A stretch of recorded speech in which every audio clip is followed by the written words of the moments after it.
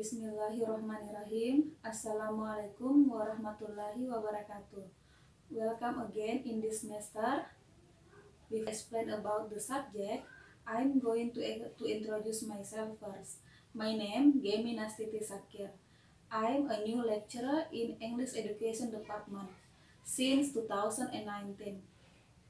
Married, I have 2 daughters, and I live on BTN Gria Sudiang Permai, Makassar.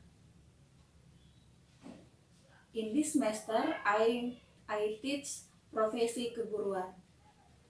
Okay, let's see the overview of this subject.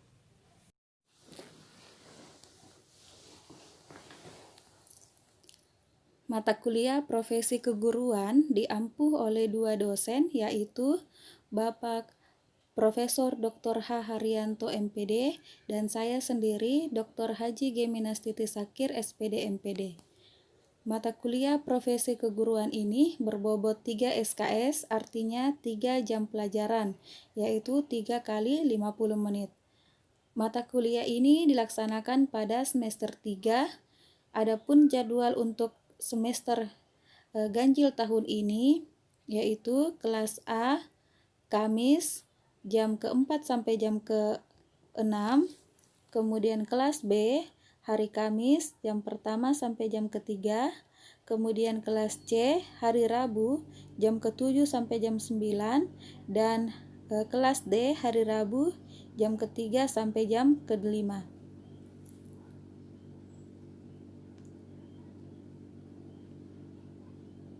Setiap mata kuliah terdiri dari 16 kali pertemuan, di mana pertemuan pertama seperti saat ini biasanya diisi dengan introduction atau perkenalan tentang mata kuliah tersebut, kontrak perkuliahan, dan overview.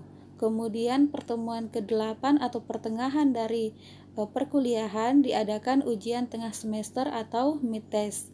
Dan pada pertemuan terakhir, yaitu pertemuan ke-16, dilaksanakan ujian akhir semester yang disebut juga dengan final.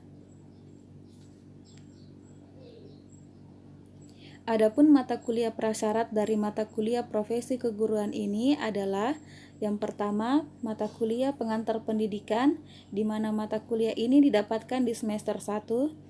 Kemudian mata kuliah perkembangan peserta didik, di mana mata kuliah ini didapatkan di semester 2. Adapun mata kuliah setelah mata kuliah ini yaitu mata kuliah belajar dan pembelajaran yang akan didapatkan di semester 4.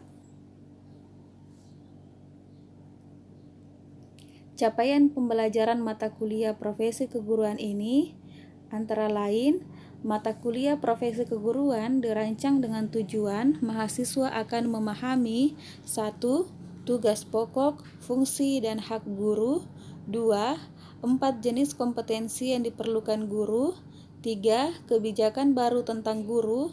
4. Karakteristik guru bahasa Inggris yang efektif berdasarkan hasil penelitian di beberapa negara seperti Turki, Iran, Taiwan, Yaman, dan Indonesia sendiri. Kemudian yang kelima, jenis metode pengajaran bahasa yang populer, yaitu audiolingual method, total physical response, suggestopedia, communicative language teaching, content language integrated learning, dan task-based language teaching. Adapun bahan kajian dalam mata kuliah profesi keguruan ini antara lain 1. Undang-Undang Republik Indonesia Nomor 14 Tahun 2005 tentang guru dan dosen. 2. Isu pendidikan dan pengajaran bahasa. 3. Peraturan Pemerintah Republik Indonesia Nomor 74 Tahun 2008 tentang guru. 4. Peraturan Pemerintah Republik Indonesia Nomor 19 Tahun 2017 tentang perubahan atas Peraturan Pemerintah Nomor 74 Tahun 2008 tentang guru. 5. Articles on Effective EFL Teacher consists of 6 articles. And 6. Video of Techniques and Principles in Language Teaching according to Larson, Freeman, and Anderson 2011. Adapun metode dalam sistem pembelajaran kali ini, semester ganjil 2020-2021, masih menggunakan sistem online learning, di mana pertama ada pemaparan dosen, yang kedua ada pemaparan kelompok, yang ketiga ada kuis yang akan dilaksanakan sebelum atau setelah pemaparan materi, yang keempat ada individual work.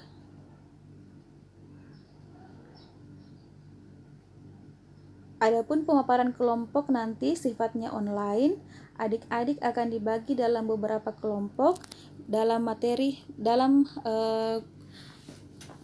mata kuliah profesi keguruan ini. Adik-adik diminta untuk membagi kelompok menjadi 10 kelompok, di mana tiap kelompok nanti akan memaparkan selama 3 jam pelajaran, di mana dapat dibagi menjadi 3 sesi. Sesi pertama yaitu presentasi, sesi kedua question and answer session, dan yang ketiga ada kuis atau menulis hasil pemaparan.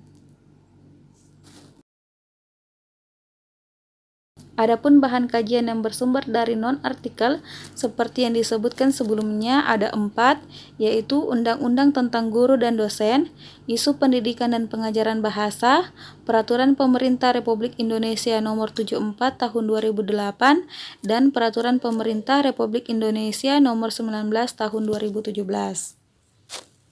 Adapun bahan kajian yang bersumber dari artikel, ada 6 artikel yang akan membahas tentang karakteristik of EFL teacher di belahan dunia dan di Indonesia. Bahan kajian ini akan dibagi ke dalam kelompok-kelompok. Jadi kelompok 5 sampai kelompok 10 akan membahas tentang bahan kajian yang bersumber dari artikel. Adapun referensi dari mata kuliah kali ini yaitu referensi dari artikel yang ditulis oleh Prof. Haryanto sendiri tahun 2001 tentang isu pendidikan dan pengajaran bahasa Makassar yang diterbitkan oleh Badan Penerbit Universitas Negeri Makassar.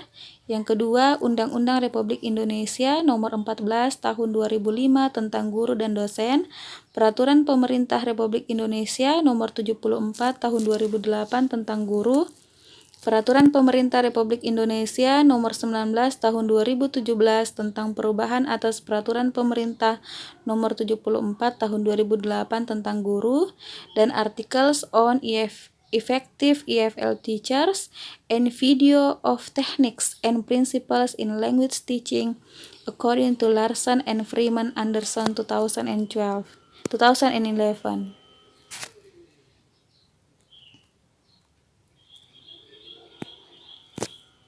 Ini adalah satu kalimat motivasi untuk adik-adik sebagai calon pendidik, bahwa technology is just a tool.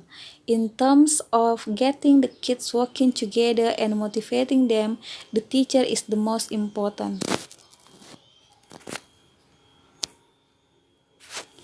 That's all. I think that's all about the subject profesi keguruan. Thank you for your listening. If any question, you can contact us, Profesor Dr. Haryanto, MPD, and me, Dr. Hajage Minastiti Sakir, SPD, MPD. Itulah tadi pemaparan tentang mata kuliah profesi keguruan. Selanjutnya adik-adik diminta untuk membuat kelompok sebanyak 10 kelompok dan saya akan memberikan materinya. Sampai bertemu di pertemuan selanjutnya. Wassalamualaikum warahmatullahi wabarakatuh.